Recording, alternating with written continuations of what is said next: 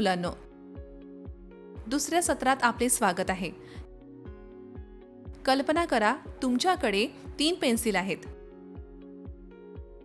तुमचा मित्र तुम्हाला आणखीन 2 देतो. आता तुमच्याकडे किती पेन्सिल आहेत? हो, 5 पेन्सिल. ती बेरीज आहे. आता जर तुमच्या आईकडे 10 बिस्किटे होती, तर तिने तुमच्या बहिणीला 4 दिली, तर किती बिस्किटे उरली आहेत? बरोबर, 6 बिस्किटे. ती वजाबाकी आहे.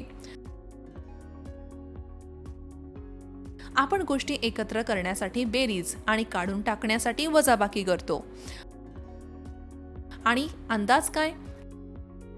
आपण दररोज अन्न वाटताना, खेळणी मोजताना किंवा खरेदी करताना त्यांचा वापर करतो. आज आपण संख्यांची बेरीज आणि वजाबाकी सहजपणे, टप्प्याटप्प्याने आणि मजेदार पद्धतीने कशी करायची ते शिकू. जर तुमच्याकडे 3 सफरचंद असतील आणि तुमच्या मित्राने तुम्हाला आणखीन 4 दिले, तर तुमच्याकडे किती सफरचंद असतील? हो, 7 सफरचंद म्हणजे बेरीज. आता जर तुम्ही आणि तुमच्या मित्राने त्या 7 सफरचंदांपैकी 2 सफरचंद खाल्ले, तर उरतील किती? बरोबर, 5 सफरचंद म्हणजे वजाबाकी. लक्षात ठेवा, जोडणे म्हणजे गोष्टी एकत्र करणे. वजाबाकी म्हणजे फरक काढून टाकणे किंवा शोधणे. लहान संख्यांसह ते सोपे होते. पण जर आपल्याकडे मोठ्या संख्या असतील तर काय? कॉलम ॲडिशन वापरून त्यांना टप्प्याटप्प्याने कसे जोडायचे ते पाहूया.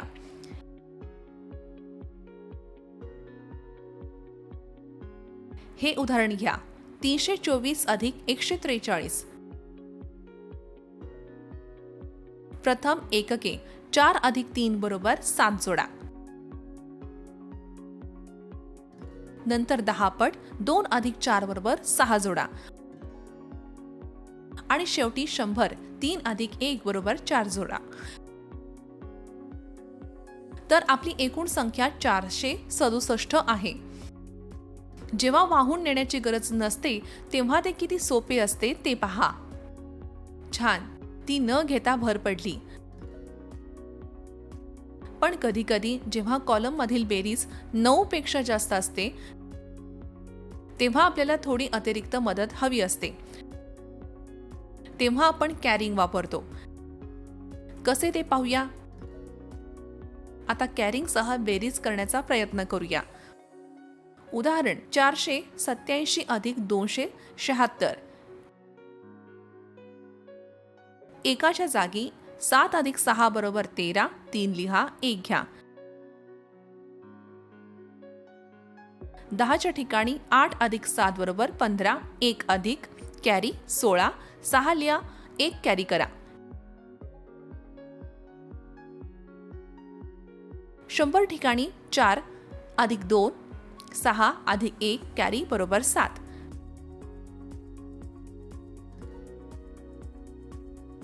तर नंतर त्यांना एकत्र करूया. अंतिम उत्तर 763 आहे. कॅरिंग आपल्याला मोठ्या संख्या योग्यरित्या जोडण्यास कशी मदत करते ते पहा. छान काम. आता तुम्हाला संख्या कशी बेरीज करायची आणि न करता कशी करायची हे माहिती आहे. बेरीज करण्यात आणखीन जलद होण्यासाठी आणखीन काही समस्यांचा सराव करूया. उदाहरण नंबर 1. 213 अधिक 135. संख्यास्तंभ स्वरूपात ठेवा. 213 अधिक 135.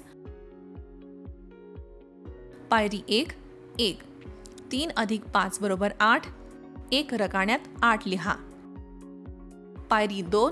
दशक 1 अधिक 3 बरोबर 4. दशकाच्या स्तंभात 4 लिहा.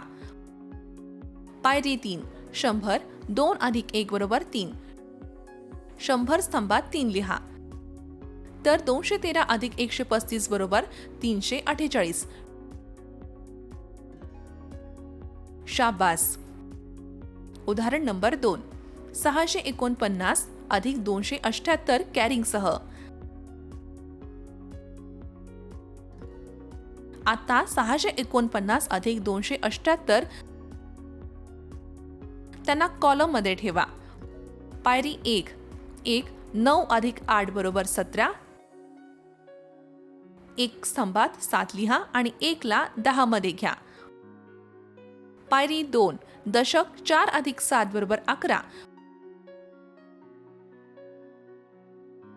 वाहून नेलेले 1 11 अधिक 1 बरोबर 12 ची बेरीज करा. दशकाच्या स्तंभात 2 लिहा आणि 1 ला शतकात रेट करा. पायरी 3 100 6 अधिक 2 बरोबर 8. वाहून नेलेले 8 अधिक 1 बरोबर 9 जोडा. तर 649 अधिक 278 बरोबर 927. छान काम. आता आपल्याला बेरीज माहिती आहे. चला वजाबाकीकडे वळूया. कधी कधी वजाबाकी करणे सोपे असते कारण आपल्याला उधार घेण्याची आवश्यकता नसते. चला एक उदाहरण पाहू. 653 वजा 421 हे आकडे घ्या. पायरी 1 एकाचे स्थान 3 वजा 1 बरोबर 2. पायरी 2 10व्या क्रमांकाचे स्थान 5 वजा 2 बरोबर 3. पायरी 3 100 स्थान 6 वजा 4 बरोबर 2. तर 653 वजा 421 बरोबर 232. ते कर्ज न घेता वजाबाकी आहे. कधी कधी वजाबाकीमध्ये वरचा अंक खालच्या अंकांपेक्षा लहान असतो. अशा परिस्थितीत आपल्याला उधार घ्यावे लागते. चला एक उदाहरण घेऊ. 602 वजा 385. पायरी 1 एकाचे ठिकाण 2 वजा 5. आपण हे करू शकत नाही म्हणून आपण कर्ज घेतो. पण 10 मध्ये कोणताही अंक नाही म्हणून प्रथम आपण 100 कडून उधार घेऊ. 100 5 होतात. 10 होतात. आता 10 मधून एकाला 1 द्या. 1 12 होतात. 10 9 होतात. आता वजा करा. 1 जागा. 12 वजा 5 बरोबर 7. 10वे स्थान 9 वजा 8 बरोबर 1. शतकांचे स्थान 5 वजा 3 बरोबर 2. तर 602 वजा 385 बरोबर 217.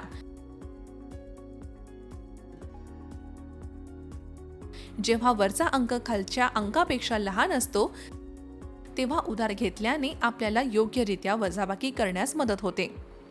चला आणखीन काही प्रश्नांचा सराव करूया. उदाहरण नंबर 1 653 वजा 421. संख्या स्तंभ स्वरूपात लिहा. पायरी 1 3 वजा 1 बरोबर 2.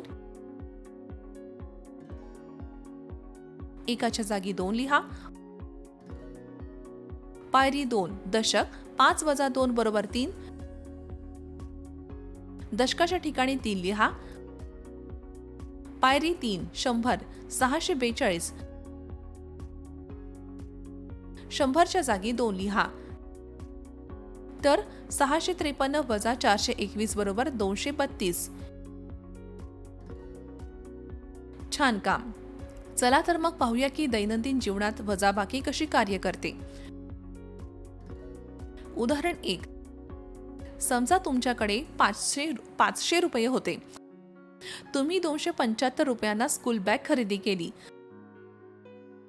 तुमच्याकडे किती पैसे उरले आहेत? ते स्तंभ वजाबाकीमध्ये ठेवा. 500 वजा 275. पायरी 1 0 वजा 5 हे करू शकत नाहीत. 10 कडून कर्ज घ्या. पायरी 2, 10 पट शून्य देखील मदत करू शकत नाहीत, म्हणून शेकडोकडून उधार घ्या. 5 शतके 4 होतात. आता 10चे 9 होतात आणि एकाचे 10 होतात. 1 10 वजा 5 बरोबर 5. 10 पट 9 वजा 7 बरोबर 2. शतके 4 वजा 2 बरोबर 2. तर 500 वजा 275 बरोबर 225. याचा अर्थ तुमच्याकडे अजूनही 225 रुपये शिल्लक आहेत. उदाहरण 2. आता प्रत्यक्ष जीवनात बेरीज पाहू. तुमच्याकडे 475 रुपये होते. तुझ्या आईने तुला 450 रुपये जास्त दिले. आता तुमच्याकडे किती पैसे आहेत? स्तंभ जोडणीमध्ये ठेवा. 475 अधिक 450.